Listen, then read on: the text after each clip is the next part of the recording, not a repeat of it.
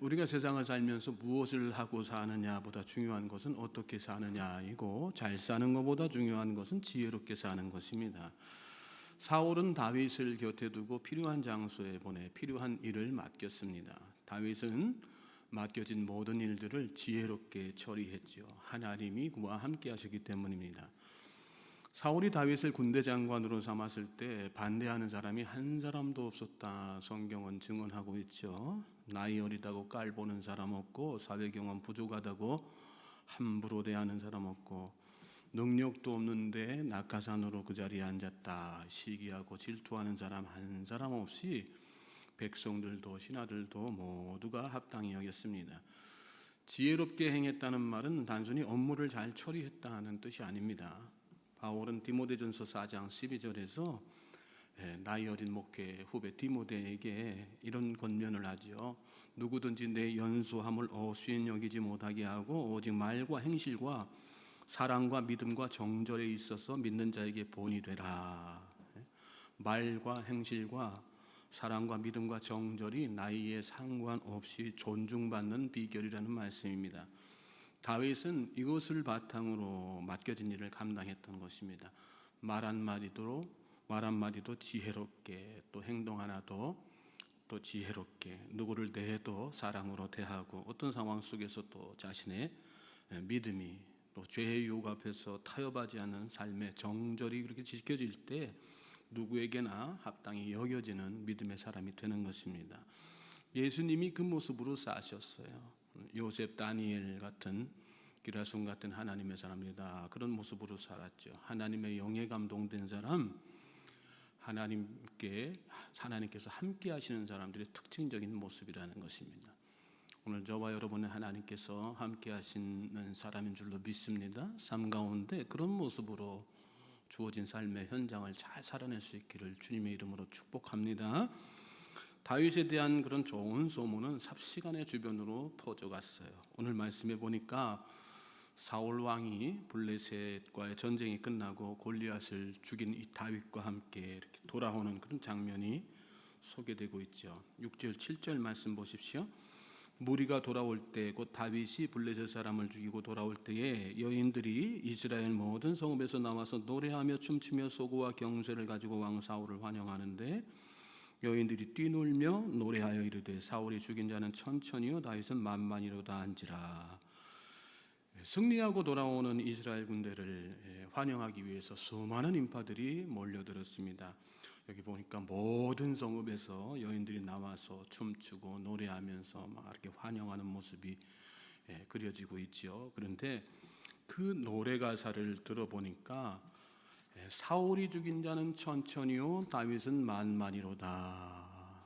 사울이 주인공이 아니라 누가 주인공이에요? 다윗이 주인공이에요. 당황스러운 사울 입장에서는 너무나도 당황스러운 상황이 벌어진 것이죠.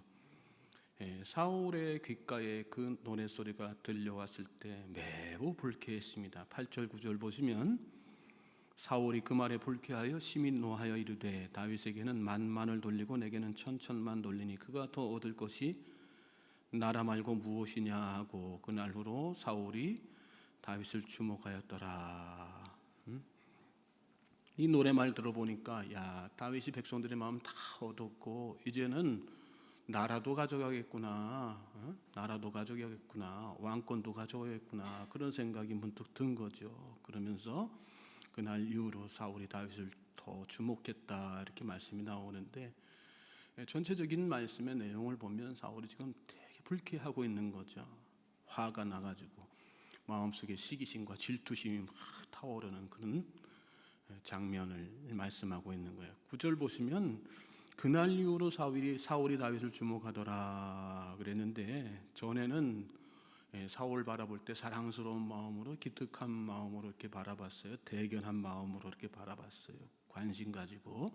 그런데 지금은 무슨 마음일까요? 아주 적대감을 가지고 이렇게 바라보고 있는 그런 상황인 거죠.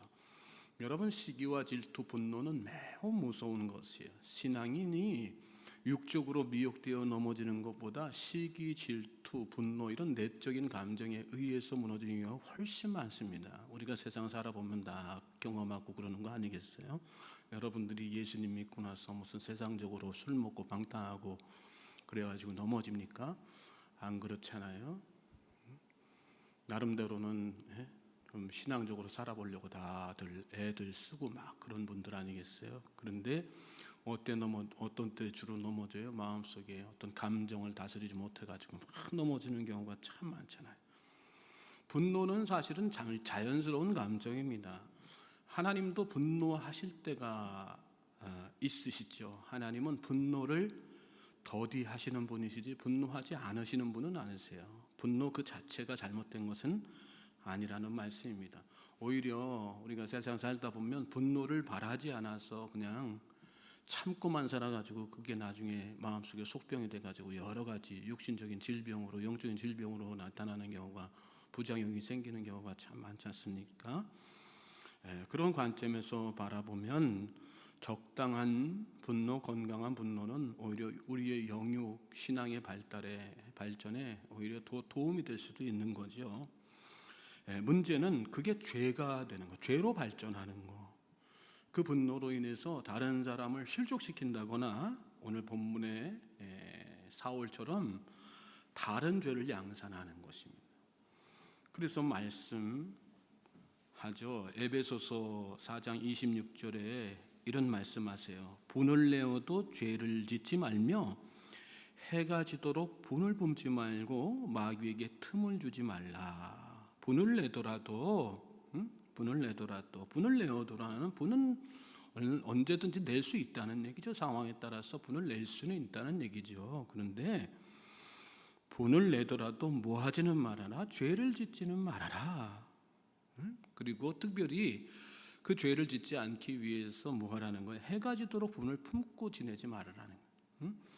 해가 지기 전에 그 문제를 해결하라는 얘기예요. 마음속에 분노를 다 내려놓고 분노의 원인이 되는 문제를 어떻게든지 해결하려는 노력을 하라는 그런 말씀입니다. 분을 내는 게 문제가 아니라 분을 품고 있는 게 항상 문제인 거예요. 해가 지기 전에 분을 내려놓는 거, 그것이 삶의 지혜라는 거 우리가 잘 깨달을 수 있길 바랍니다. 또 해가 지기 전에 분을 내려놓지 않으면요, 여기 마귀에게 틈을 주지 말라 그렇게 말씀하신 것처럼 반드시 마귀가 역사하게 되어 있습니다. 오늘 사울의 모습을 보면서도 우리가 그걸 확인하죠. 10절 11절 말씀 보세요. 그 이튿날 하나님께서 부리시는 악령이 사울에게 힘있게 내림에 그가 집안에서 정신없이 떠들어대므로 다윗이 평일과 같이 손으로 수금을 타는데 그때에 사울의 손에 창이 있는지라. 그가 스스로 이르기를 내가 다윗을 벽에 박으리라 하고 사울이 그 창을 던졌으나 다윗이 그의 앞에서 2번 피하였더라. 이튿날이란 얘기는 뭐예요? 다윗을 바라보고 막 분노가 치밀었는데 사울이 결국 그 문제를 그날 해결하지 못하고 그 다음 날까지 가져갔다는 얘기죠. 그러고 나니까 어떤 역사가 일어나요? 사단 마귀의 역사가 일어나죠. 사울이 악령에 휩싸였어요. 하나님께서 부리시는 악령이라는 말은 악령도 하나님의 주권 아래에 있다는 뜻이 하나님께서 일부러 사울에게 악령을 내리셨다는 뜻이 아닙니다. 착각하면 안 되는 거죠. 다만 사울에게서 하나님의 영이 떠난 상태이니까 그 악한 영의 그 권세를 이기지 못하고 그 악한 영에 휘둘리는 삶을 살게 된 것입니다. 저는 저와 여러분이 날마다 하나님의 영에 충만하실 수 있길 바랍니다. 성령 충만하기를 기도하십시오. 성령 충만해야 악한 영의 역사를 우리가 다 막아낼 수 있는 거예요. 내가 막아내는 게 아니라 내 안에 계신 성령께서 다 막아주시는 것이죠.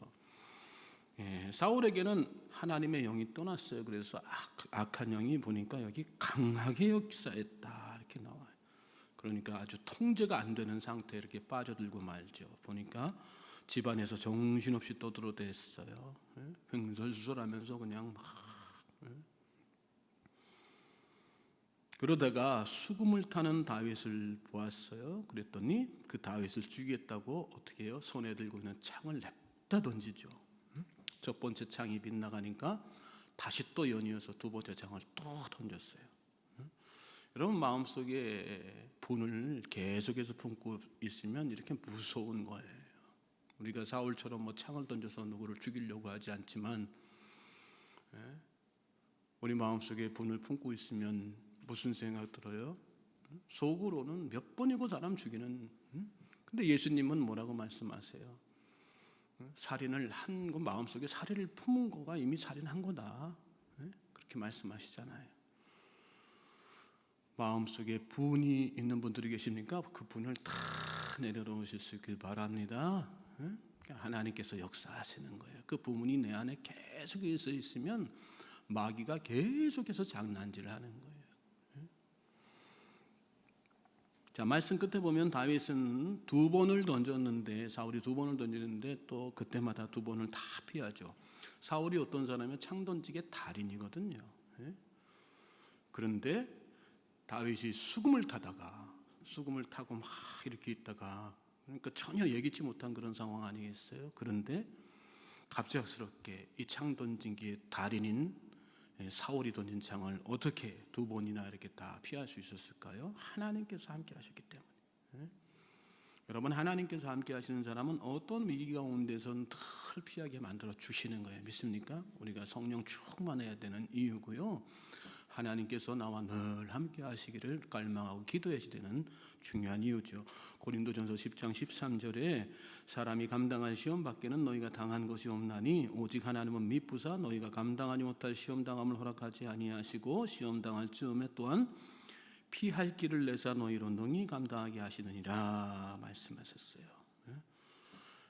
피하게 하심으로 그 모든 상황을 다 감당하게 하신다, 그런 말씀이죠.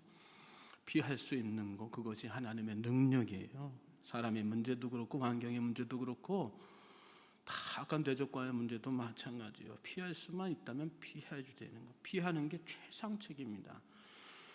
여호와께서 사울을 떠나 다윗과 함께 계심으로 사울이 그를 두려워한지라. 그러므로 사울이 그를 자기 곁에서 떠나게 하고 그를 천부장으로 삼음해 그가 백성 앞에 출입하며 다윗이 그의 모든 일을 지혜롭게 행하니라. 여호와께서 그와 함께 계시니라. 사울은 다윗이 크게 지혜롭게 행함을 보고 그를 두려워하였으나 온 이스라엘과 유다는 다윗을 사랑하였으니 그가 자기들 앞에 출입하기 때문이었더라. 사울이 다윗을 이렇게 보면서 마음속에 두려움이 생겼어요. 처음엔 미움이 생기고 분노가 있었는데 그 분노가 나중에는 두려움으로 바뀌죠. 왜요? 그에게서 하나님이 함께 하신다는 증거들이 막 나타나기 때문에 계속해서 그가 하는 모든 일들이 매사에 다 지혜로운 모습들이니까 하나님께서, 야, 저놈은 하나님께서 함께 하시는구나. 나는 하나님이 떠나셔가지고 내가 이 모양 이 꼴로 살고 있는데 쟤는 하나님이 함께 하시는 거구나. 그러니까 마음속에 그를 바라보면서 이제는 분노가 아니라 두려움이 막 생기기 시작한 거죠. 여러분, 우리가 세상을 살면서 하나님과 함께하고 하나님께서 주시는 지혜로 살다 보면요, 세상이 우리를 두려워하게 돼 있는 거예요. 믿습니까? 그리고 세상이 우리를 다 무서워하고, 저는 저와 여러분이 그래서 더욱더 하나님의 영을 구하고 그래서 더욱더 하나님의 지혜로 하루하루 세상을 살아나갈 수 있게 되기를 주님의 이름으로 소망하고 축복합니다. 특별히 여러분 살면서 지혜가 필요할 때가 있으세요? 지혜가 부족하다고 생각할 때가 있으세요? 기도와 말씀에 전념하십시오. 구히 주시고 꾸짖지 않은 분이 하나님이시고 성경은 지혜의 보고입니다. 오늘도 그래서 기도로 나아가시고 말씀으로 나아가시는 우리 모든 주의 백성들 되시기를 다시 한번 주님의 이름으로 소망하고 축복합니다.